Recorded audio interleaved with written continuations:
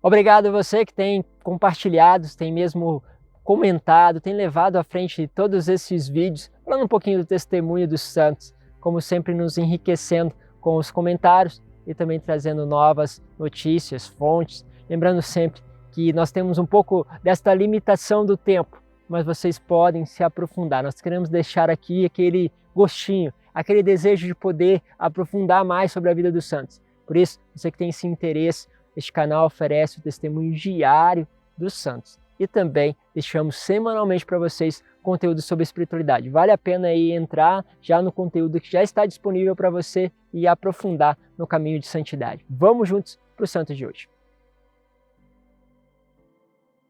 Bom, meus caros, eu acho que vou falar um dos santos talvez mais conhecidos na atualidade. Um santo que, sem dúvida, faz milagres constantemente. Se você tem procurado uma graça especial, vá atrás, sem dúvida, de poder estar mais próximo. Quem sabe se tornar um filho espiritual de São Padre Pio de Petricina, este grande frade capuchinho que fez da sua vida uma entrega amorosa a Deus. Bom, ele nasceu na Itália, em Peltressina. No dia seguinte ao seu nascimento, ele foi batizado com o nome de Francisco e mais tarde seria de fato um grande seguidor de São Francisco de Assis, pela sua escolha de pobreza, pelo seu amor àqueles que mais necessitavam e de forma especial também àqueles que sofriam de enfermidade. Aos 12 anos de idade, recebeu os sacramentos da primeira comunhão e do crisma, e aos 16 anos entrou no noviciado da Ordem dos Frades Menores Capuchinhos, aonde vestiu o hábito dos franciscanos e tornou-se o tão conhecido Frei Pio.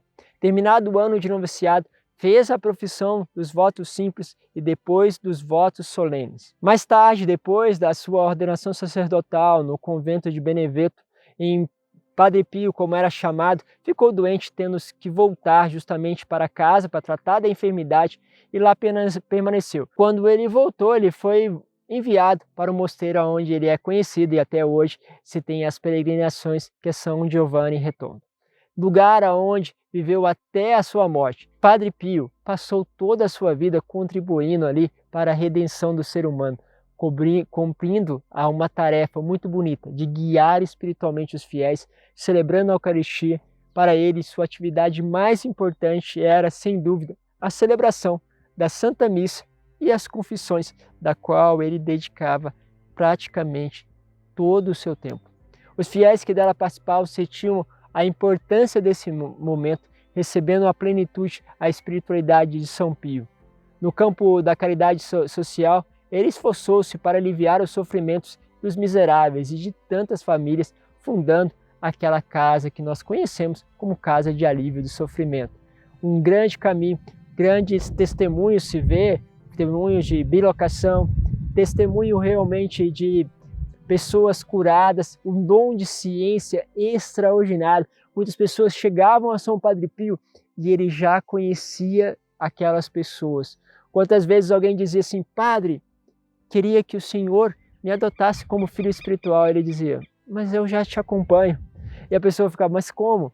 E ele sabia dizer o que momento da história daquela pessoa acompanhava. Outras vezes ele chegou a negar a absolvição a algumas pessoas por causa do pecados que elas não confessavam, situações claríssimas aonde a pessoa não tinha se arrependido do pecado que tinha feito. Ele também outras vezes conseguia ver as mãos manchadas de pessoas porque estavam num pecado, seja porque praticaram um aborto, seja porque entraram em um pecado onde não podiam receber a Eucaristia. Outras vezes ele esteve perto de pessoas que estavam na guerra e muitas vezes, imaginem vocês, durante o período em que ele viveu, ele foi visto na guerra, cuidando, aconselhando, fazendo um monte de coisa, sem ele nunca ter saído do seu convento. Por isso, muitas pessoas durante a guerra passaram a procurá-lo porque queriam saber a notícia dos seus filhos. E ele sabia, muitas vezes, dizer o que acontecia. Algumas vezes ele era parado porque as pessoas queriam tocar, porque ele era venerado como um santo vivo. Mas muitas vezes ele brincava porque já havia imagem dele para que as pessoas queriam que ele abençoasse. E ele dizia: me dá essa imagem aqui, né? E isso é uma cena bonita, né? Porque ele falava assim: essa imagem está fazendo muito milagre, estou precisando dela. Outras vezes, ele também se viu recebendo o socorro de Nossa Senhora diante das suas dificuldades, da sua enfermidade de forma especial e também das lutas que muitas vezes ele tinha que se lidar dentro da sua cela contra a ação do mal. Contudo, podemos dizer que ainda não é só isso na vida desse santo. Foi um homem estigmatizado. Recebeu os estigmas de nosso Senhor Jesus Cristo diante do crucifixo. O estigma que ele carregou durante toda a sua vida, motivos de muitas das perseguições da qual ele sofreu, mas silenciosamente deixou tudo isso por conta da providência divina, dedicando-se ao recolhimento, mesmo quando foi proibido de celebrar publicamente e de confessar, porque as acusações se tornaram graves contra ele. A sua fama de santidade cresceu cada vez mais. E como ele mesmo disse, é necessário que Padre Pio vá, porque depois ele fará muito mais barulho do que quando estava vivo. E não tenham dúvida, se ele já fazia muito barulho, dava muito trabalho para a ação do mal, agora, diante do Senhor, os milagres não param de acontecer. Eu particularmente conheço várias pessoas que receberam milagres e realmente graças de São Padre Pio. Vemos aí realmente situações extraordinárias. Vou fugir um pouquinho aquilo que é a lógica daqui para contar um dos testemunhos de uma pessoa que foi conosco na peregrinação em São Giovanni Redondo e lá ela falava da emoção que era chegar ao santuário. Afinal de contas, há um tempo atrás tinha recebido o diagnóstico de uma doença muito complicada no cérebro. Essa doença deixava ela um pouco dependente, porque causava desmaio. Do nada, ela muitas vezes desmaiava na rua, então ela não podia mais andar sozinho, sob o risco de desmaiar, de machucar e não ter ninguém mais para socorrer. Os médicos, de certa forma, não queriam fazer a cirurgia, porque o risco de se ter sequelas era muito grande, e era melhor que ela permanecesse naquela condição de dependência diante das coisas. Mas ela dizia, eu acredito muito em Deus e eu acredito muito na intercessão de São Padre Pio. São Padre Pio vai cuidar de mim. E ela assinaram lá os termos, né, para realmente se responsabilizarem da cirurgia. A família também se pôs um pouco contra, porque sabia que ela poderia ficar acamada, ter outras dificuldades, mas ela desejou. E foi feita a cirurgia deu complicações, ela entrou em estado de coma e as sequelas viriam por causa daquilo que eram as consequências da cirurgia. E diz ela que nesse estado de coma ela viu São Padre Pio, e São Padre Pio olhou para ela e falou, olha, é hora de você se levantar, e puxou ela. Diz ela que quando o Padre Pio puxou ela voltou do coma.